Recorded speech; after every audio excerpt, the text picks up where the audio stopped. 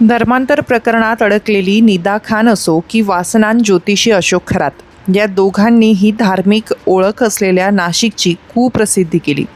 पण कारवाईच्या बाबतीत मात्र दुजाभाव केला जात असल्याचं सामान्य नागरिकांचं म्हणणं आहे.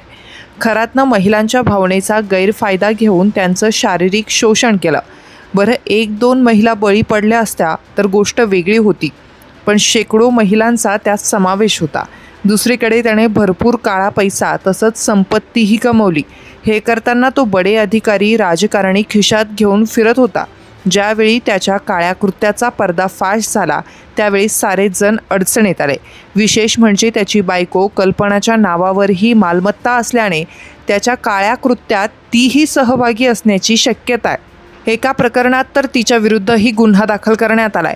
खरातच्या कारनाम्यानं नाशिकची देशभर कुप्रसिद्धी झाली. त्याच दरम्यान TCS कंपनीतलं धर्मांतर आणि बलात्काराचंही प्रकरण उजेडात आलं. यात निदा खानचाही सहभाग उघड झाला. खरातप्रमाणे याही प्रकरणानं नाशिक पुन्हा एकदा कुप्रसिद्ध झालं. दोन्ही घटना तशा गंभीर आणि काळिमा फासणाऱ्याच, पण कारवाईच्या बाबतीत दुजाभाव होतो की काय अशी शंका सामान्य नागरिकांना आहे. निदा खान 2 महिन्यांची गर्भवती. तब्बल 41 दिवसांनी ती पोलिसांच्या हाती लागली. अटक टाळण्यासाठी तिनं बरीच धडपड केली.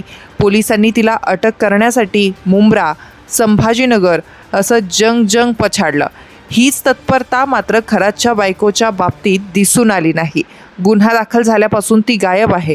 अटकपूर्व जामिनीसाठी तिची धडपड सुरू आहे, पण अजूनपर्यंत ती पोलिसांच्या हाताला लागली नाही. निदा खान आजूबाजूला एकही घर नसलेल्या इमारतीत राहत होती. तरीही पोलिसांनी तिला गाठलंच. खरातची बायको सापडत नसल्यानं मात्र आश्चर्य व्यक्त केलं जात आहे. ती पातळात जाऊन लपली की परदेशात फरार झाली, हाही प्रश्न आहे. हा झाला एक भाग. निदा खानला आश्रय दिला म्हणून MIMच्या नगरसेवकाला सहआरोपी करण्यात आलं. एवढंच नाही तर त्याच्या मुसक्या आवळून नाशिकमध्ये आणण्यात आलं. पण खरातच्या डोक्यावर छत्री धरणाऱ्या, त्याच्या कार्यक्रमात हजर राहणाऱ्या, पाय धुवणाऱ्या, त्यांच्या शिवनिका ट्रस्टवर सदस्य असणाऱ्या महिला आयोगाच्या माजी अध्यक्ष रुपाली चाकणकर यांना सहआरोपी करण्याची सुषमा अंधारे आणि रुपाली ठोंबरे यांची मागणी मात्र अजूनही पूर्ण झाली नाही. कारवाईच्या बाबतीत होणारा दुजाभाव सर्वसामान्यांच्या नजरेतून सुटू शकला नाही.